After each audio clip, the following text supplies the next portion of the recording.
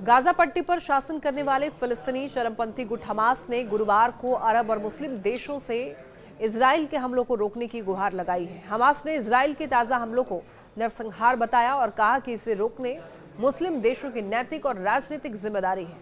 Israel ने मंगलवार की सुबह घातक हमलों के साथ में अपने अभियान को फिर से शुरू किया है, जिससे पट्टी में 19 जनवरी को लागू हुआ युद्ध विराम खत्म हो गया।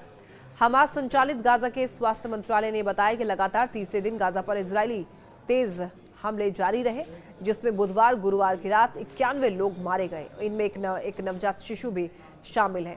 इजराइल के ताज़ा हवाई हमले में समूह के कई वरिष्ठ नेता मारे गए हैं, जिसमें गाजा की सरकार के प्रमुख और सुरक्षा सेवाओं के प्रमुख भी शामिल हैं। इस बीच हमास ने गुरुवार को इजराइल के प्रमुख शहर तेल अवीव पर रॉकेट से हमला करने की जिम्मेदारी ली। गुरुवार को इजरायली सेना ने कहा कि उसके सैनिकों ने राफा के दक्षिणी क्षेत्र में जमीनी अभियान फिर से शुरू कर दिया है, जबकि महत्वपूर्ण नेत्जारिम कॉरिडोर पर इजरायली टैंक पहुंच गए हैं।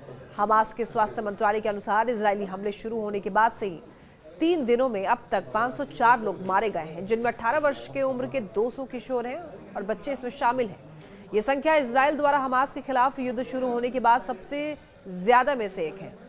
एक बयान में हमास ने कहा कि लगातार हो रहे नरसंहार अरब लीग और इस्लामिक सहयोग संगठन पर सीधे राजनीतिक और नैतिक जिम्मेदारी डालते हैं कि वो पूरी दुनिया के सामने किए जा रहे नरसंहार को समाप्त करें।